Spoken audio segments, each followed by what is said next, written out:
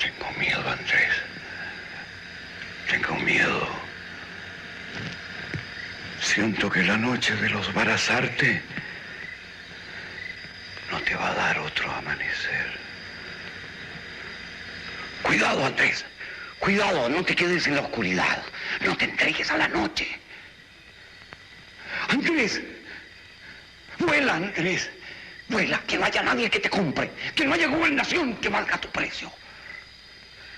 Ven. Ven, nieto mío. Tu padre no fue digno como tú de llamarse Barazarte.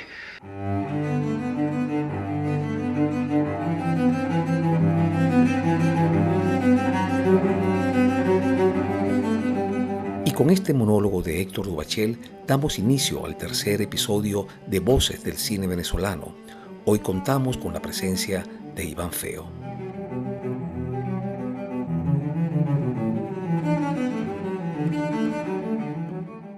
Iván, muchísimas gracias por estar con nosotros.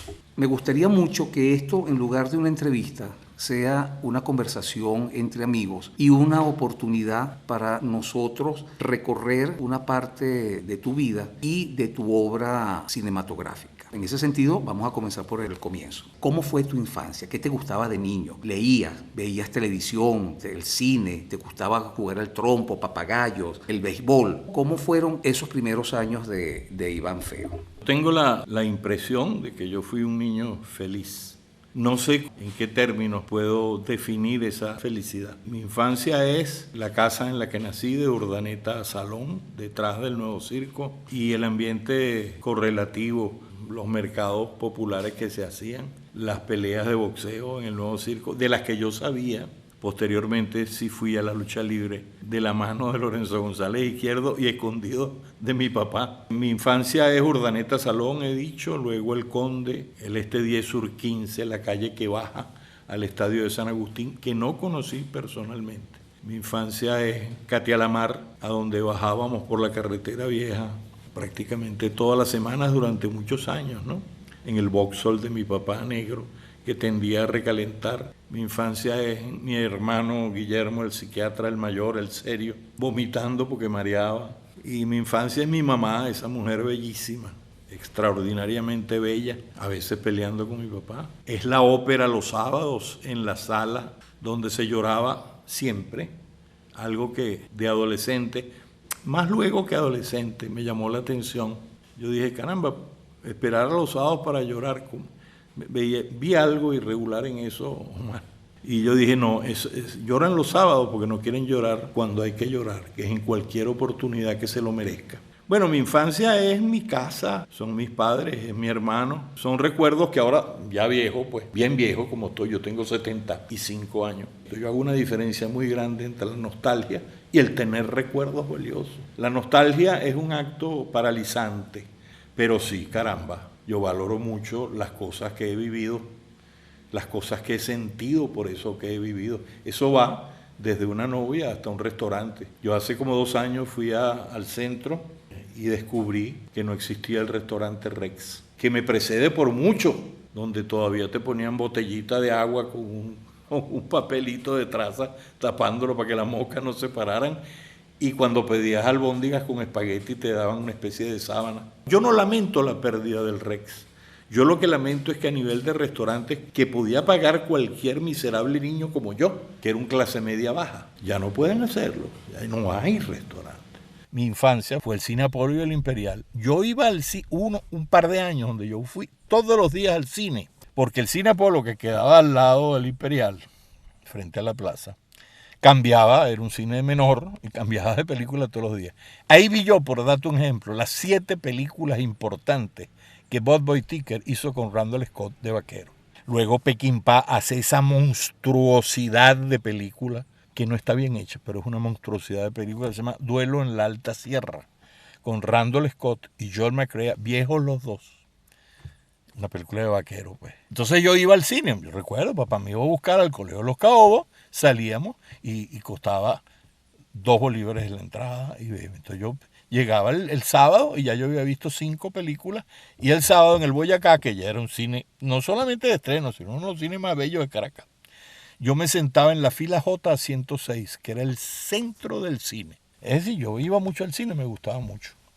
Y como tú, las películas de vaqueros, que las de guerra me gustaban mucho. Que yo me leí a los 10 años Memorias de un venezolano de la decadencia, el segundo tomo, porque ahí aparece mi abuelo con el seudónimo de Don Carlos, además dice Bocaterra, Don Carlos Ramón Feo, mi abuelo sale en el año 22 con él. Aquí dicen que uno siempre se inventa un personaje que puede ser como el tío de Novecento. Bueno, en este caso no, ese era un paquete de hombres, es un tipo rarísimo que estuvo en 2 atentados para matar a Gómez, no es por lo que cae preso, a la larga termina siendo muy amigo de López Contreras, que hasta le regala un revólver. Bueno, ese personaje a mí me signó, yo no lo conocía, lo conocí cuando él volvió de España, yo tenía como 10 años, y yo le pregunté cosas sobre el libro. Mi papá me decía, ¿cuándo te leíste tú ese, Ivancito? Bueno, por ahí, yo no me escondí, pero me lo leí. Mi abuelo no parecía tener resentimiento. Bueno, de hecho, fíjate tú, se hace amigo del ministro de Guerra, de Gómez, de Eleazar López, que le regala un revólver. Smith Wesson Centennial calibre 32, Lemon Squeeze se llama el modelo, que yo tuve el orgullo de portar y disparar una vez, escondido de mi papá, que era el depositario del revólver. Y mi papá lo botó en una noche. Tu papá, Iván, Guillermo Feo Calcaño, fue crítico de teatro. ¿Eso influyó de alguna manera en tu vocación cinematográfica, en tu vocación literaria? Porque eso, vamos a llegar un poco más adelante a esa etapa de tu vida. Tú estudiaste y te graduaste en la Escuela de Letras de la Universidad Central. Influyó su condición de artista, papá lo era. A su manera significa a su manera, era un artista. Yo diría que influyó más su gusto por la ópera, que puso en mi vida todos los sábados a una serie de personajes, como Fernando Gómez, el actor para descanse, mi tío Alberto con frecuencia, Sarabia, Lorenzo González Izquierdo, relacionado con el cine. Yo tuve unos disquitos de cartón que se grababan en un aparato que papá tenía. Y eso se grababa pues con un micrófono, una cosa muy primitiva, pero todavía en las antigüedades europeas se consiguen eso. Y ahí habían unos disquitos grabados en el año 51, luego yo tenía 4 años. Entonces hay cosas de películas, de vaquero, pero también está, en esos discos hubo, no miento, la voz mía, cantando Turandot, desde el Popolo di Pechino, la ley cuesta, hasta el Chan Chan. No es que canto toda la ópera, pero papá a propósito, como para demostrar así que eso quedara grabado. Principio, cosas en el medio, por supuesto, el non piangere liu, hasta el final, a los 4 años. Imagínate tú lo que me metieron, ¿no? Es una influencia muy grande, ¿no? Bueno, y hay que decir que esa consideración sobre llorar los sábados la hice yo después de casado la primera vez, porque yo lloraba con ellos. Y es más, traté de emular eso con mis amigos, pero fracasé porque no les gustaba la ópera. Yo pasé de clase media baja a clase media media, cuando me mudé al Marqués, del Conde del Marqués, que es al revés, ¿no? Pero bueno, la clase media media no bailaba sino a Billo, los melódicos, y tenían ciertos, por ejemplo, los megatones de Lucho, o Lucho Macedo. Eso entraba así, tú sabes. Y por supuesto, esos tipos de la RCA, pues, que sí, Tito Puente y Tito Rodríguez. Pero para bailar salsa, tú tenías que irte para Guaycaipuro.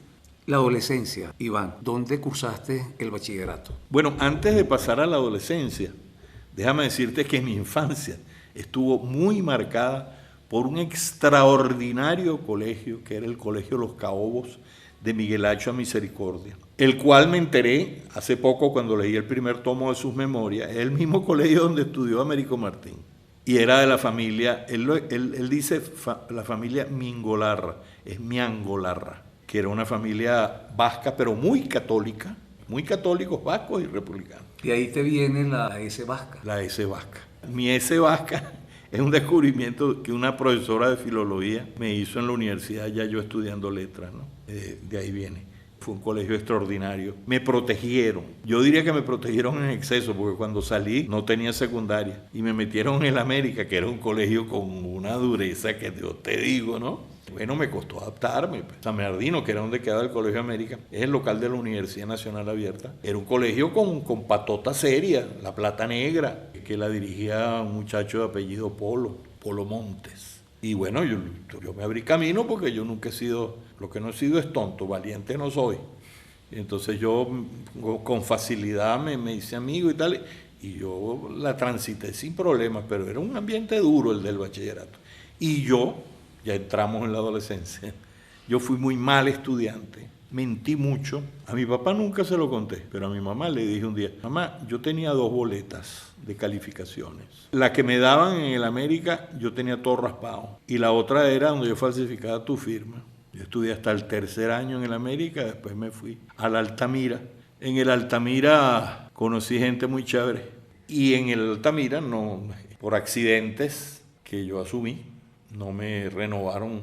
Tuve que irme. Y me fui a ese maravilloso colegio que era el Friedman. Espero que lo sea todavía. Donde luego estudió mi hijo. El profesor Friedman me protegió como me protegieron en primaria. Yo estaba cerca del comunismo y le pintaba todos los días la fecha se puede sacar por la consigna que yo pintaba todos los días en el patio. Decía, honor a las gloriosas guerrillas de Falcón.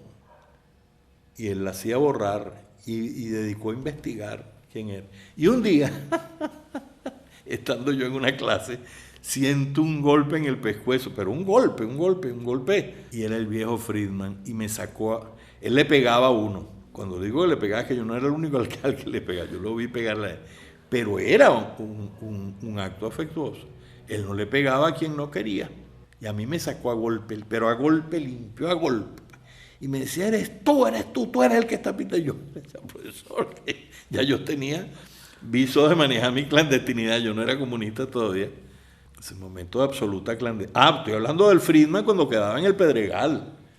Yo me graduó en el Friedman, creo que es la 3ª generación, promoción. Y fíjate si me quería el profesor Friedman, que cuando yo estoy graduándome, el primer gesto de cariño de Friedman para conmigo, lo digo con todo orgullo, es que me invita a un 31 para su casa, donde no estaban sino la seña, su esposa, él y alguien más, yo no sé, un pintor creo que era, y yo que estaba disfrazado de Beatle.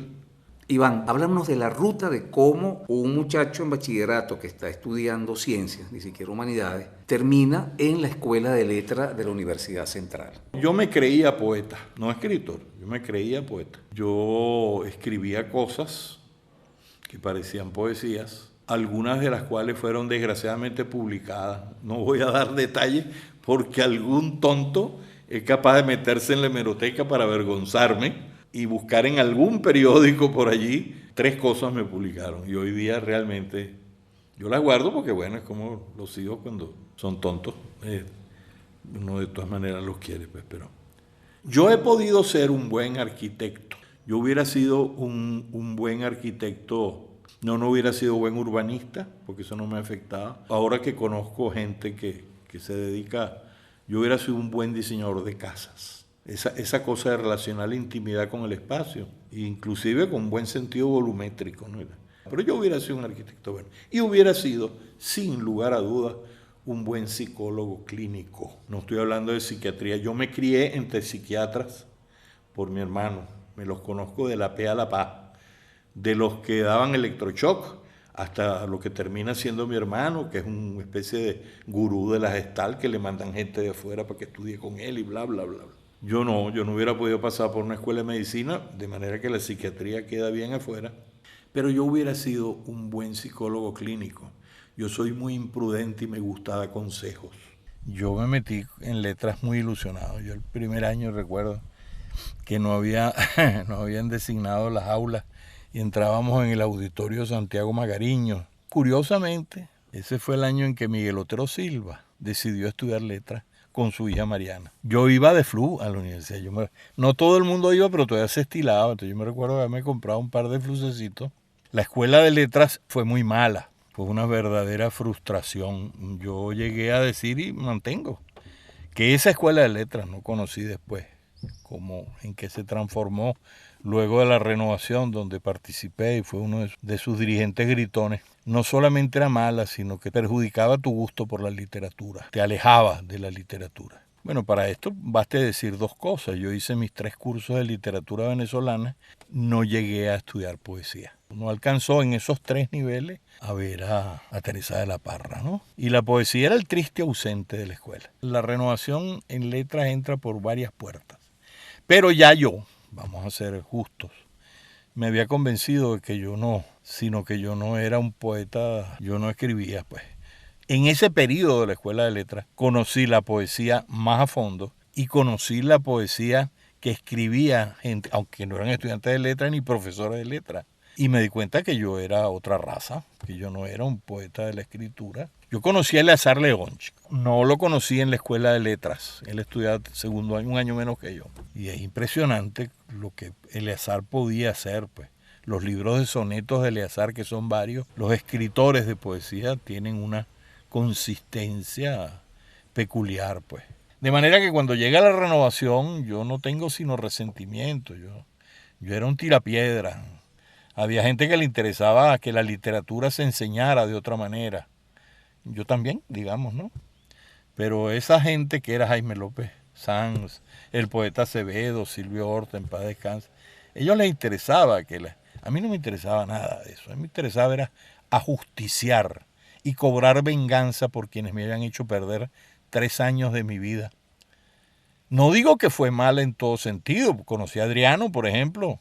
Me pude relacionar para que después surgiera esa amistad interesante que tuvimos Eleazar y yo. Pero los estudios, por Dios, eso es basura. ¿Cambió la Escuela de Letras con la Renovación? No tengo la menor idea. Tengo mi duda, por supuesto, porque yo siempre veo el vaso medio vacío. Y yo no me graduó con todas mis materias cursadas, sino 9 años después. Yo no volví más. Yo me gradué 7 años después con un guión sobre Otelo, que era la película que estaba tratando de hacer y no pude. Con el guión, pero además una separata sobre la maldad de Yago.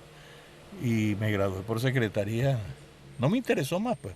Es que a mí no me interesaba mucho. Una vez que yo vi que eso no servía, en lo que se acabó el desorden, que no lo era de verdad, sobre todo en letras no era un desorden, pero en lo que se acabó esa algarabía, esa agitación, yo me fui.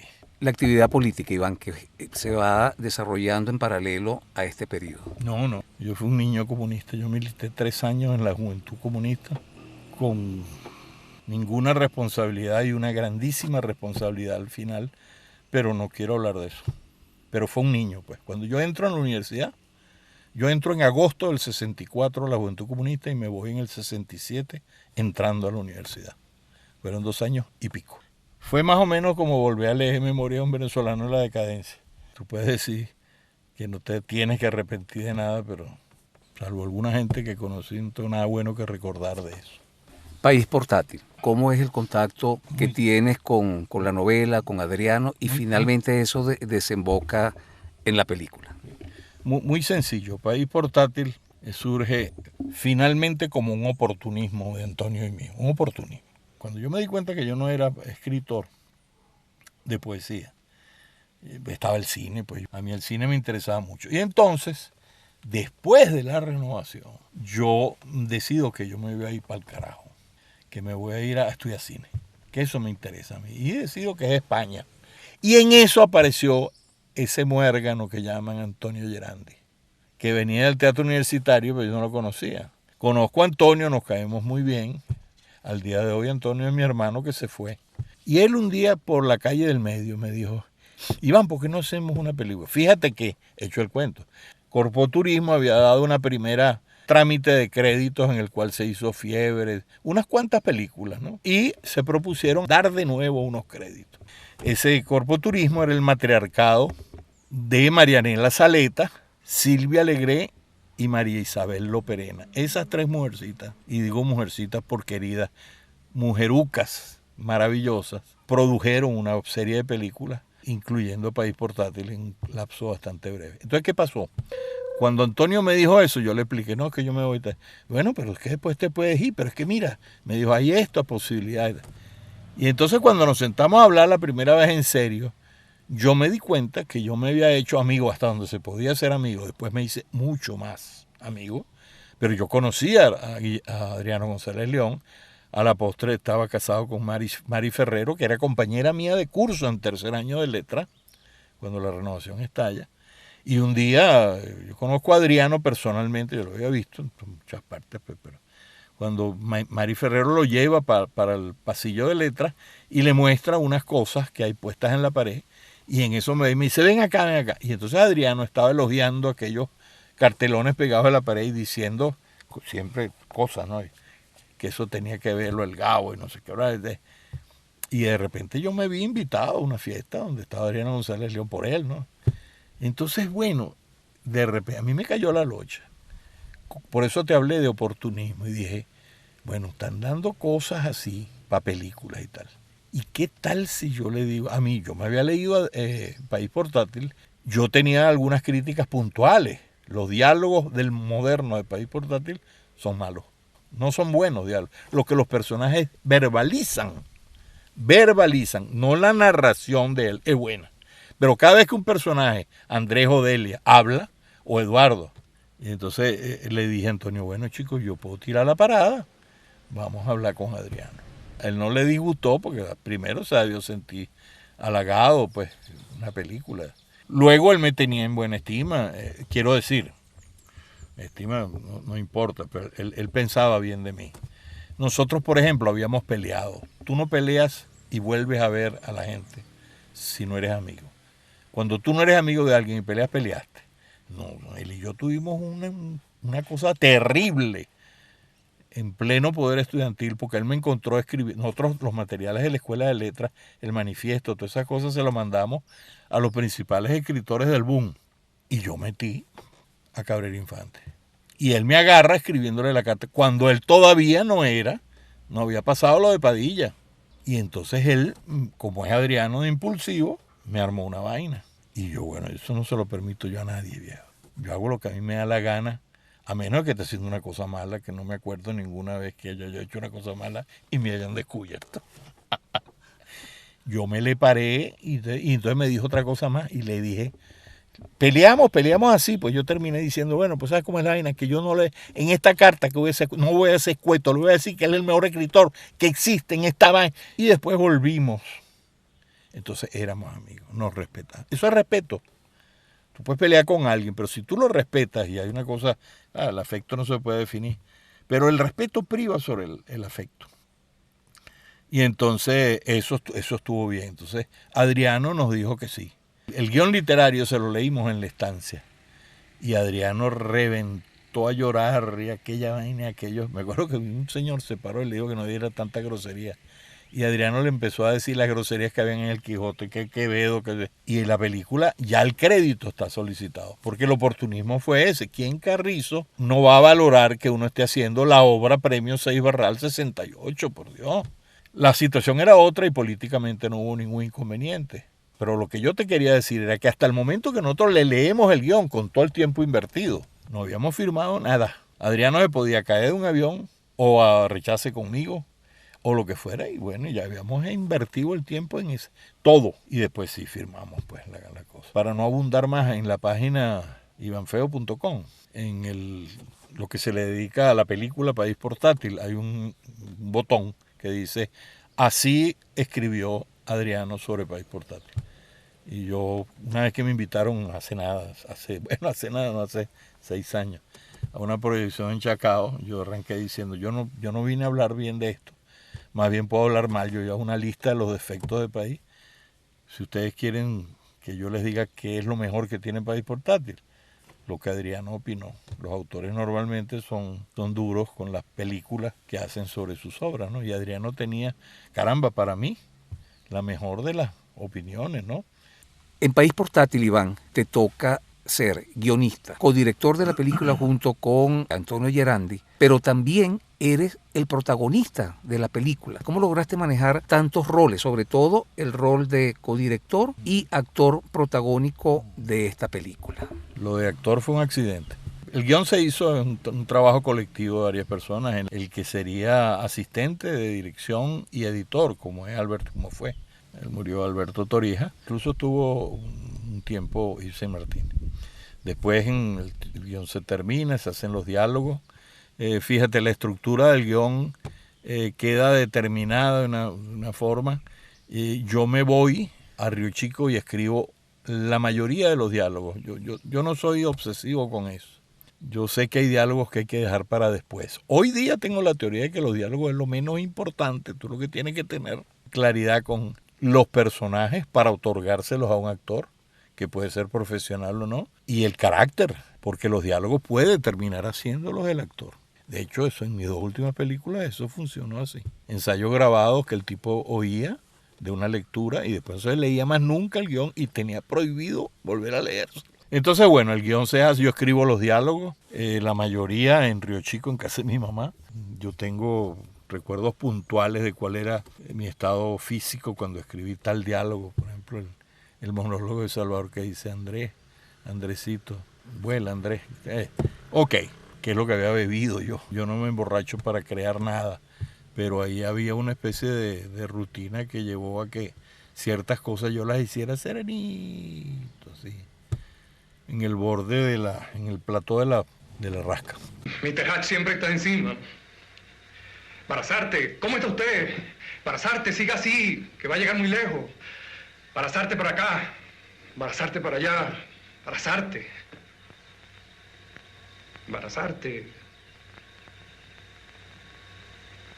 Barazarte. Yo creo que País Portátil, fíjate tú esto que voy a decir, es la primera película que no tiene un mal actor. Hay un figurante por ahí que no voy a mencionar, y por aquí otro que no están.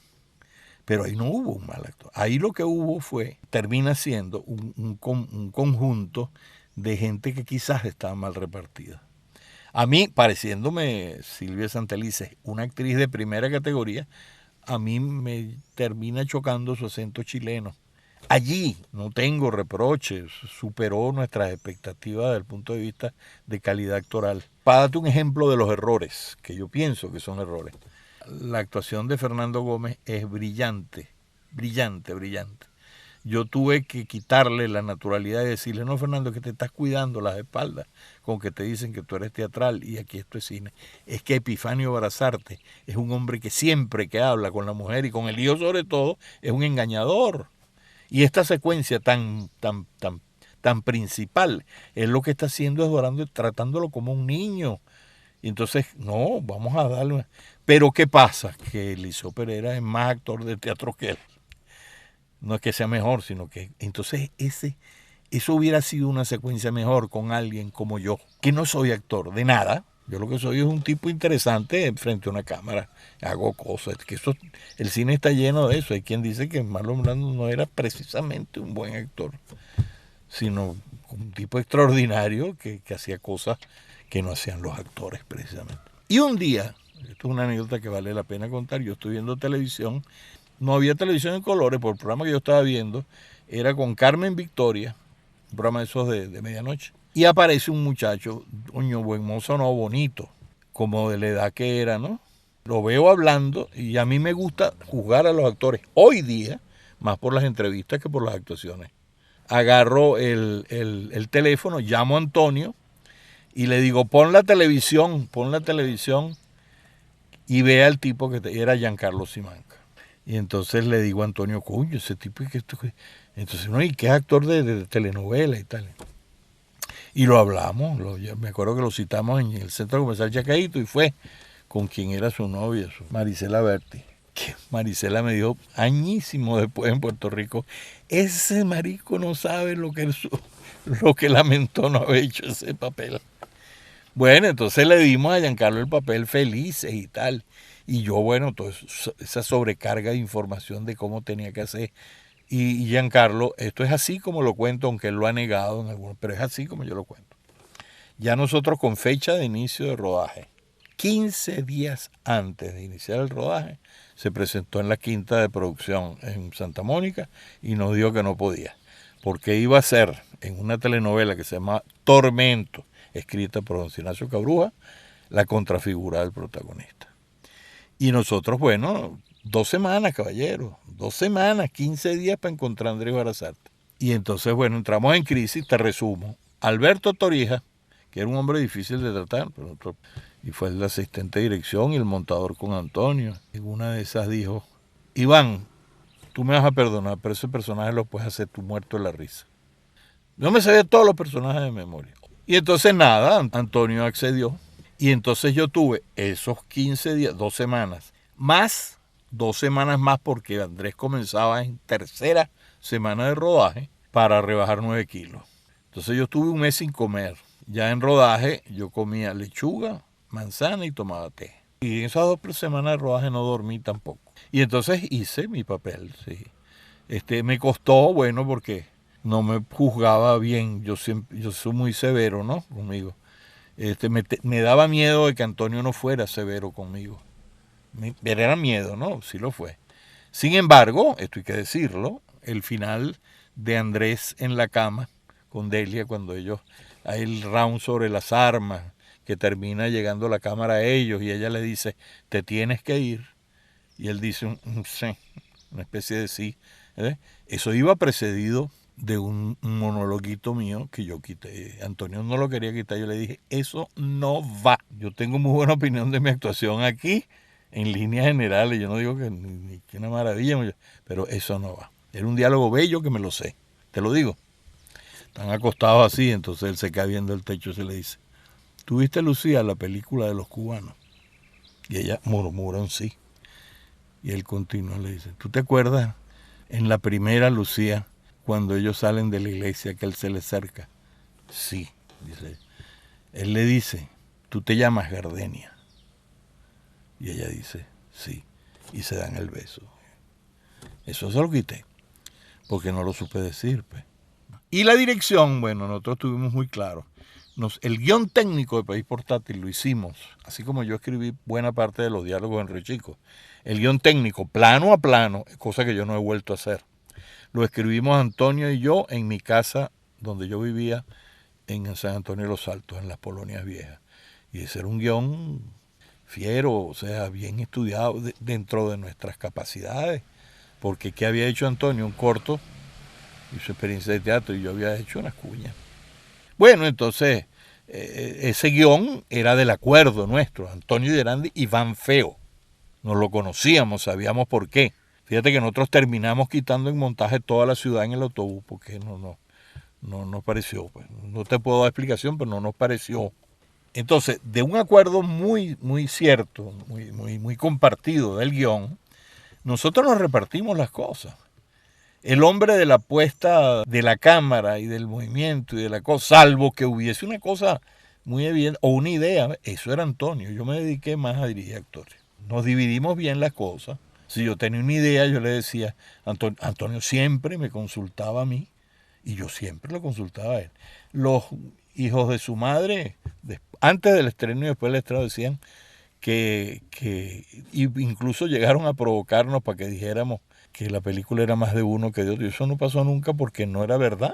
De País Portátil se han dicho muchos embustes. Hay gente que es profesional de haber dicho embustes. Ya no recuerda a nadie. Pero para nosotros fue una labor de conjunto absolutamente hermosa y sin conflicto. Tuvimos peleas, seguimos teniéndolas. Yo que soy tan explosivo, un grito de Antonio me ponía a mí en mi sitio y se acabó. Iván, 748 spots publicitarios. ¿Cómo es Iván Feo publicista? Yo comienzo a trabajar en agencia de publicidad, que es la primera agencia en que trabajé como redactor. No se llamaba creativo en esa época, era redactor junior. Yo entré en Corpa en el año 71 y estuve trabajando en publicidad, bueno, casi que hasta el día de hoy, no mentira. Pero bueno, fueron muchos años, pues hay 2 decenas, o sea, yo claro, no con el mismo ritmo. Yo primero trabajo en agencia de publicidad como redactor. Después soy jefe de redacción en McCann Erickson. Entonces, claro, hay comerciales que me los atribuyo porque los inventaba yo. Yo decidía que después me voy con F. Cross Publicidad, que es el hombre que me había contratado en Corpa, que pone su propia agencia. De manera que fueron muchos años trabajando en publicidad. Y después de eso, bueno, pues yo puse mi propia productora. Yo había hecho comerciales por mi cuenta como director freelance. Entonces, claro, yo siempre he sido medio pulpo, entonces yo hacía el comercial, lo dirigía, cobraba un sueldo por eso, pero me metía en el casting de tal manera que yo hacía el casting. Y además yo me inventaba. Yo tengo un amigo en Maracaibo que es perfecto para esto porque tiene que ser un sultán que hable como un árabe. Entonces, bueno, fui haciendo nombre hasta que alguien me dijo, ¿y qué haces tú trabajando freelance para alguien? Pon tu productora. Y puse mi productora. Mucho intelectual que se mete en publicidad, entonces le da vergüenza. Y entonces dicen que están prestados a la publicidad. Literalmente, esa es una frase que yo he oído. Yo estoy prestado a la publicidad. Con lo que sin duda están diciendo, yo soy una cosa distinta, yo soy mejor que esto y tal. Bueno, pues yo no, yo soy un estudioso, después sería profesor de la universidad, y yo sé que el discurso es un discurso que tiene distintas facetas y que tú lo asumes de acuerdo a la convicción que tienes del discurso. Obviamente en el discurso de la cuña prevalece por sobre todo, porque si no, no te pagan, la función imperativa. Tú estás convenciendo a alguien de eso. Iván, Otelo es un proyecto que no logra concretarse. Háblanos de Otelo. Bueno, mi tesis de licenciatura fue el guión de Otelo. ¿Qué es lo que es Otelo? Otelo puede ser la historia de un tipo que, siendo negro y de edad adulta, se enamora de una jovencita y entonces hay un tipo que trabaja con él que porque este no le dio el puesto que él quería, va y le dice a este que su esposa lo engaña y este pierde los estribos, se cree el cuento y va y la mata. Mira, ese es un cuento absolutamente, bueno, como muchas de las historias de Shakespeare, cuyo argumento es de una elementalidad tremenda. Tú no puedes filmar una película con ese argumento sino añadiendo al asunto tu visión. Después de tú decir que hay un negro viejo que se enamora de él, tú tienes que decir qué es lo que esto implica, qué es lo que significa y para qué se usó. Una cosa es el argumento y otra cosa son los asuntos que la película toca. De ahí que, por ejemplo, en el cine de género, tú tengas que diferenciar las grandes películas porque sencillamente lo que hacen es desbordar el género en tanto que sus argumentos, que son muy parecidos. Entonces, Shakespeare en general, tiende a hacer unos estupendos argumentos que le gustan a todo el mundo, porque las lecturas son como el patio, el balcón, hasta llegar a la galería. Te voy a afirmar que el mejor Shakespeare que yo he visto en mi vida se llama West Side Story. ¿Por qué? Bueno, porque ahí corrigió a Shakespeare. El último acto de Romeo y Julieta es una cosa baladí, pues aquellas reflexiones morales de las dos familias, diciendo por qué pasaron las cosas. Yo he insistido, por ejemplo, Luigi Chamana, mi querido hijo, hermano, alumno, cuando él montó su muy buena Romeo y Julieta, dice, maldito sea que no le eliminaste ese acto, ¿no viste West Side Story? La modernidad de West Side Story a prueba de bala. Esa mierda que hizo Spielberg ahorita, yo no la veré nunca, jamás. Eso es como ver el musical de 8:30, ¿no? Eso es una falta de respeto insigne, pero además Spielberg es un retrasado mental con todas las de la ley. Bueno, entonces, volvamos al Otelo que yo intenté. A mí me interesaba lo de los celos, lo estudié, yo escogí un tipo de celopatía, porque hay muchas serias y que además son paralelas, no tienen que ver, no es con otras, ¿no? Y la mía partía de la frase de Woody Allen al comienzo de Annie Hall, citando a Groucho Marx, que es que yo no sería capaz de entrar en un club que me aceptara como miembro, que es el autodesprecio, ¿no? Yo escogí esa celopatía. Me pareció chévere, me pareció que era razonable. Conocí gente así, mi hermano me presentó a alguien, yo buceé por allí y leí. Eso, un gran amor, y tú eres te tienes tan poca autoestima que en lo que te raspa un cuchillito así, te dicen que la tipa es una vagabunda. ¿Y cómo no va a ser una vagabunda si yo le gusto? Semejante plasta que yo soy. Con el éxito de País Portátil estaba seguro de conseguir otro crédito. Conseguí la coproducción con Puerto Rico. Escribí un guión en donde Yago era ciego, en donde Otelo era un hijo de un republicano español que había muerto en la guerra y una negra culí que fue guerrillero. Y en esas cosas políticas conoció a otro singular que era un ciego. Ese ciego en la película lo iba a hacer Daniel Lugo. Total es que a través de Daniel además conseguí la coproducción allá, se había arreglado y entonces había la cosa de hacerla en un tiempo X.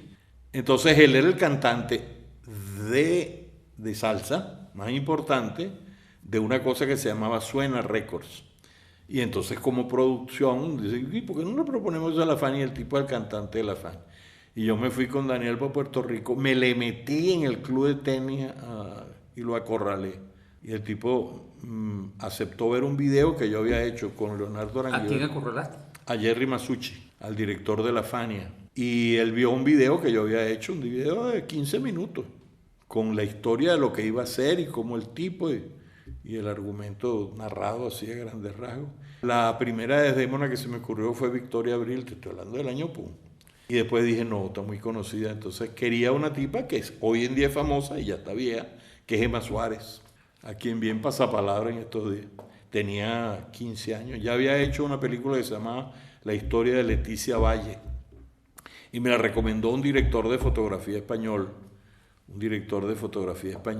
que había traído, creo que Mauricio. Entonces, cuando yo arreglé con la Fania y salí en el Nacional firmando con Jerry Masucci, aquello fue, no, tú sabes. Después de eso, la Fania visitaba, como decía, en agosto, y no volvía sino hasta dentro de un año. Y decía, coño, si yo quiero esa secuencia donde Otelo se presenta con las estrellas de Fania, eso jugaba en el argumento muy bien. Él decía, un día no voy a cantar sino bolero. Entonces yo dije, bueno, o espero todo este tiempo o busco la manera de filmar esto. Hice una filmación en el Poliedro con 6 cámaras, 6 grabadores Nagra, todo eso prestado. Y un gasto personal muy grande y tuve que pedirle dinero a un agiotista. Llevando las latas a Tuna Film para que las revelaran, me empecé a sentir mal. Y en la casa, viviendo solo, me vi las manos y las tenía como un Orange Crush. Eran amarillas. El diagnóstico me lo hicieron por teléfono. Me fui al médico, una hepatitis severa. Me tuve que ir a vivir con mi mamá. ¿Y qué pasó? A pesar de la fantástica secuencia filmada donde yo salía al escenario, advirtieron al Poliedro que se le batió el récord esa noche. Dijeron, ahora viene ustedes van a... Es una película que estamos haciendo, dijo el tipo. Eso quedó estupendo. Yo filmé en los camerinos. Celia no aparecía en esa presentación que yo había visto en Puerto Rico y había notado el orden de salida. Y entonces dije, yo no la puedo perder. Y entonces filmé con ella una secuencia en los camerinos en donde yo llegaba y le decía, Celia, cariño, y tal. Y decía, tú no quieres cantar sino con el Conde Rodríguez, que mi maquillaje estaba hecho a semejanza de él. Y cuando se alargó el tiempo y la gente de Puerto Rico me apremiaba, y cuando me ofrecieron el dinero, cuando me dijeron que me iban a dar dinero, me ofrecieron creo que 900.000, menos que lo de País Portátil. Y no podía, pues, la concertación de la coproducción era que yo ponía tanto, pues, y ese 1,5 millones era fundamental. Y se cayó la película. De manera que se cayó la película, como se han caído miles de películas en la historia, porque no se concretó la producción, pues. Para lo que sirvió muchísimo Otelo es que esos proyectos ambiciosos tienen que tener las espaldas mucho más cubiertas que proyectos sencillos. Entonces me sirvió para Ifigenia muchísimo. El film Escuela, Iván, dieron como resultado 2 películas, Ifigenia y Tosca. El film Escuela es un armazón que se produce plegándose a la realidad. Yo soy profesor de cierto ascendiente en la Escuela de Artes en el departamento de cine y se me ocurre hacer la película Ifigenia comenzando por el taller de guión. El guión de Ifigenia lo hacen creo que 7 personas. Ahí estaría ese magnífico guionista que salió de ahí, que es Ricardo García, y Mladen Horvath, que fue después también mi asistente. Entonces yo me planteé que hacer ese guión. Yo les propuse a los muchachos varios temas. Estaba, aquí no ha pasado nada de Ángela Sago. Estaba Doña Bárbara, que es una película que a mí me encantaría hacer. Ifigenia, una idea mía que no recuerdo cuál era, si era La Fiesta o qué. Por unanimidad escogieron Ifigenia. Entonces cogimos Ifigenia y empezamos a hacer el guión. Pero lo importante de esto es que ese trabajo fue trabajo académico, con notas. No era trabajo de extensión de la universidad. Cuando la película pasa de ser guión a plantearse hacer unos talleres de producción, son talleres de producción en la calle. O sea, vamos a ver qué utilería necesita esto. Y entonces comienza un fichaje y unas cosas. Y a la vez la búsqueda de los elementos de financiamiento, porque era hacer una película con un dinero del que se podía disponer mediante un crédito que ya no era Corpoturismo, sino no sé quién. O sea, el acceso al dinero directo, como se hizo País Portátil. El país se hizo con 700.000 que era el crédito, más un añadido de 300, y entonces era como 1.000.000, una cosa así. En este caso no me acuerdo cuánto era, pero la película costaba 3 veces más. De época, con trajes, con vaina. Estaban los famosos trajes de María Eugenia Alonso, de Lambán y Patú. Y entonces eso, se abrieron unos talleres que también eran talleres académicos. Ahí se calificaba y había una regular sitios de reunión. Y bueno, yo tenía dinero, yo hacía ya publicidad, yo tenía dinero. ¿Que haya mantener dinero? Yo tenía dinero, pues. Yo alquilé una oficina con mis reales. Y ahí funcionaba en la esquina de Perico. Y eran unos talleres muy interesantes, porque cuando tú agotabas utilería te convertías en otra cosa. Ya tenías un taller y pasaba. El de carro no había conseguido nada, reforzabas carro o te convertías en carro. Un trabajo extraordinario de Laura Otero, con quien yo me porté mal, porque ella debió estar en los créditos iniciales. Ahora que intento hacer una copia nueva de la película y yo pienso hacer unos créditos mejores, pretenderé borrar mi error y pagar mi culpa poniéndola a ella con un buen crédito al comienzo. Laura hizo sus propias finanzas, se fue para los Estados Unidos, y yo, bueno, me consumió la película y fue injusto, pues. Eso no era un crédito para el final de la película, sino adelante, ¿no? Se convirtió en productora, pues. Productora no solamente del vestuario, sino que ayuda en muchas cosas. Bueno, entonces esa película se hizo con la participación de unos estudiantes que escribían materias, pero al final fue taller de práctica cinematográfica. Tú estabas hoy en dirección, hoy que era martes, pero mañana miércoles estabas en sonido y el jueves está. Entonces era rotatorio y tú terminabas pues con 7 días, 6 días en la película en cada una de las áreas. Claro, esto era una cosa un poco nominal, o sea, tú no nada pretender que con un día en sonido tú vas a aprender sonido, ni muchísimo menos. Además se trató de preparar en Tosca más que en Ifigenia, pues ya tenemos la experiencia anterior de decirle a los muchachos, no, ustedes lo que van a pasar es una semana en una película y ustedes tienen que estar atentos a lo que les interesa. Tú tienes una semana en una película que debes aprovechar. Y esto, bueno, era una cosa absolutamente formal en el sentido de que José Saavedra, que era el sonidista, con tú, le llegaba, tú eres el pasante de hoy. Entonces él tenía la obligación de al final, en un libro de eso, escribirme 2 líneas. Este no sirve por carrizo, este no, sí tal. Yo creo que ponía una manera de juzgar la actuación del muchacho, ¿no?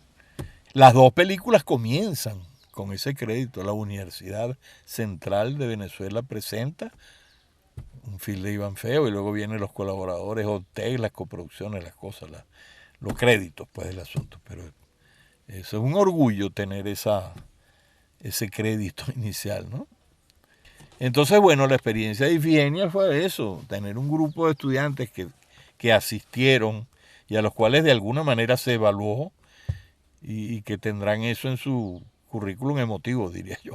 Y luego esa experiencia sí sirvió para plantearse Tosca. Y en Tosca hay un área menos y creo que un poquito menos de pasantes también.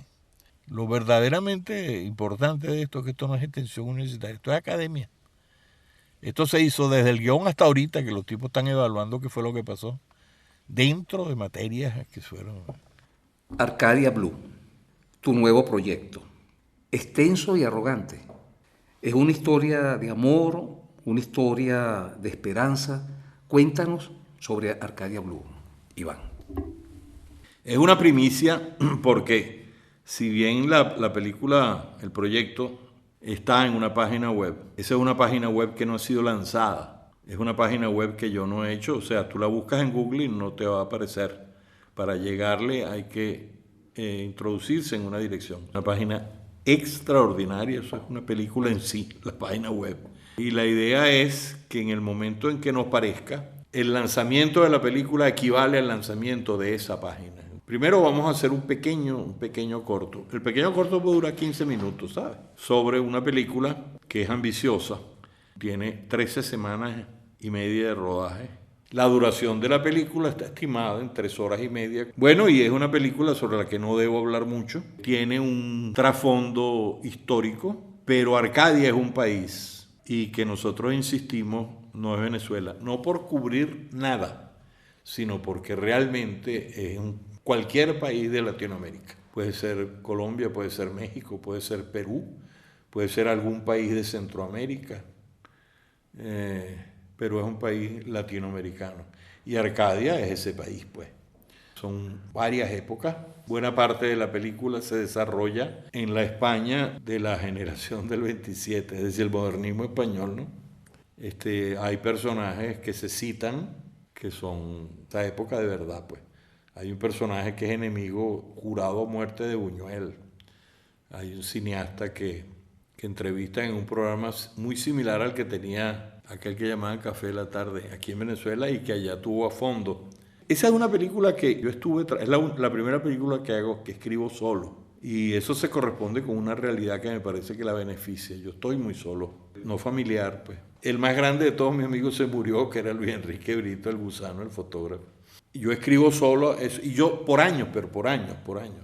A mí me venían las imágenes y las ideas de una cosa y yo decía, esto no es un guión. ¿Será que yo, después de viejo, voy a asumir lo que fue mi padre? Que es meterme en el teatro, ¿no? Comenzó siendo, además de que no sabía qué era, una historia escrita desde la amargura, desde la tristeza, desde la más profunda rechera y deseo de venganza, prácticamente, con lo que está pasando hoy día en Venezuela. Cuando yo me di cuenta que era un guión, yo no sabía entonces qué iba a hacer. Yo tengo anotaciones muy chéveres de hace 6 años. Yo terminé el guión hace 2 años y pico. Pero yo decía, caramba, tengo que conseguirle novia al protagonista, pareja, porque ya tengo la actriz. Los 2 actores principales modernos, porque son varias épocas. La película se pasea por 1911, 1915, 1929, 1948, 50 y 2020. Y 70. Esto está contado a través de los videos que en el año 1970 se autograba un director de cine que vivió la historia de los años 20. Bueno, esa película escrita que comenzó siendo el deseo de un corazón herido, bravo, en fin, terminó siendo una cosa distinta, terminó siendo un estudio sobre los afectos. Al punto de que cuando ya estaba claro que eran los afectos, digamos, de género, o sea, de parejas que se enamoraban en las épocas, dije, pero tú estás desechando algo muy importante, que es las parejas heterosexuales, los amigos, ¿no?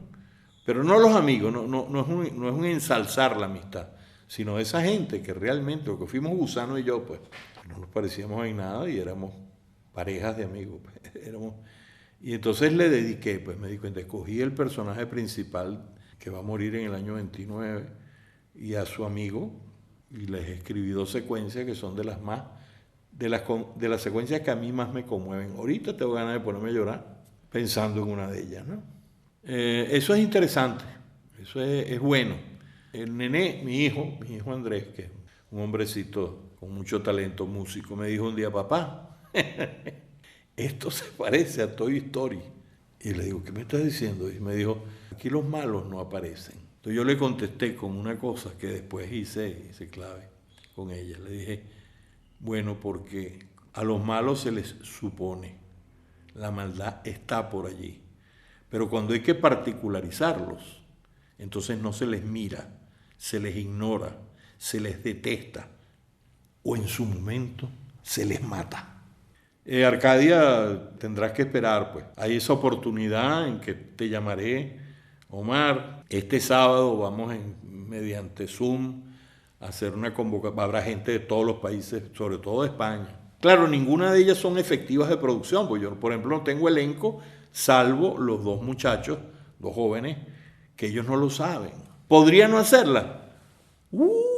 Claro que sí, si ya yo no he hecho. Ahí está Otelo, pues, que sirvió para algo después, pero yo no puedo decir, no, yo tengo que adaptarme entonces a ver cómo hago, o le propongo y tal, para que sea una serie de 12 capítulos, que ya me lo han propuesto. No, la película es así, grandota, sonora, larga y difícil, y así se va a quedar. Extensa y arrogante. Eso son palabras sacadas de... Sí, ¿no? Es verdad, está en ese lugar. Tienes un hijo que se llama Andrés. Sí, por una razón. Yo tengo un hijo que se llama Andrés porque ya había un Andrés Bello. Y se necesitaba un Andrés feo. Entonces, con el caso del nombre de Andrés, no, cuando Simone salió embarazada, bueno, qué bueno, un bebé, qué rico, qué chévere. Y entonces un día llegando yo a una oficina que tenía yo en el Rosal, más rara que el Carrizo, donde duramos poco, ella entró así y dijo, es varón, se va a llamar Andrés, porque hombre es lo que necesita esta casa. Que son las palabras de papá Salvador cuando Nicolásito le lleva en la cesta al higuerón a Andrés Barazarte. Es varón. Menos mal. Se va a llamar Andrés. Sí, menos mal. Porque hombres es lo que necesita esta casa. Se lo pone Simonet con esa frase de país portal. Iván, si tuvieras que quedarte con una novela, ¿con cuál te quedarías? Es que con una mente tan vieja como la mía, yo no puedo hacer observaciones sin aclaratoria. Adelante. A mí Rayuela me cambió la vida. Y yo la leí con la hepatitis de Otelo y me parecieron las morelianas inadmisibles, como parte de la estructura. Eso de que yo quiero hablar de literatura, reúno al Club de la Serpiente para hablar de literatura, que es lo que son las morelianas. Entonces, pero esa es la novela que yo te puedo decir que a mí... La otra, Tres Tristes Tigres. ¿Con cuál película te quedarías? 8:30. Ahí no sé decidir, pero 8:30 y West Side Story. Sí, sin lugar a dudas, 8:30 es una maravilla. Yo le deseo la muerte a los que tuvieron la idea de hacer ese musical con 8:30, que no veré. Arcadia se llamó mucho tiempo 3:30. ¿Por qué? Porque yo tengo 2 películas y media. País y media película. ¿Con cuál cantante te quedarías? Jussi Björling en la ópera por mucho. Agustín Lara como cantante por mucho. Nadie canta mejor las canciones de Agustín Lara que él con esa voz tan horrenda, tan horrenda. No, si ponen una foto peor, ¿no? Y Marco Antonio Muñiz. Pero cuando estaba con los 3 A's. ¿Con cuál director de cine te quedarías? Fíjate tú, hay que aclarar, o sea, a mí Fellini me mata por 8:30, pero a mí no me gusta Fellini. No sé, estaría entre Bergman y Scorsese. Bergman no hay nada que no me admire. Además es director de cine, ya hablamos de películas. Coño, Bergman es genial. Cuando Bergman dice con aquella tranquilidad y aquella simplicidad, no, yo me voy del cine, voy a volver al teatro, es que ya no tengo energía. Yo entiendo tan perfectamente eso, ¿no? ¿Tu comida preferida? Las cebollas rellenas de mi mamá, que es una receta de la familia de mi papá, que son rellenas. Las cebollas se rellenan. De una cebolla salen 2 del tamaño de una pelota de béisbol, se deshojan y se vuelven a armar con 2 quesos adentro, queso blanco y queso amarillo. Y al final se le pone bechamel y queso parmesano y van al horno. La cebolla. Y después una que yo preparo, yo en vida de ella le dije, mamá, yo preparo los raviolis en salsa de malta mejor que tú. Que es una receta de raviolis con salsa Napoli y malta. Y tienen que llevar bobril. Si no hay bobril, no existe. Esas 2. Bueno, Iván, muchísimas gracias por tu tiempo. Fue una conversación un poco accidentada porque tuvimos que cambiar varias veces de locación porque nos perseguía el jardinero con su máquina. Así que pedimos disculpas a los escuchas si en algún momento el jardinero entra en mitad de la conversación. Iván, muchísimas gracias de nuevo. Gracias a ti, hermano, por la deferencia. Y perdona las digresiones, es la edad.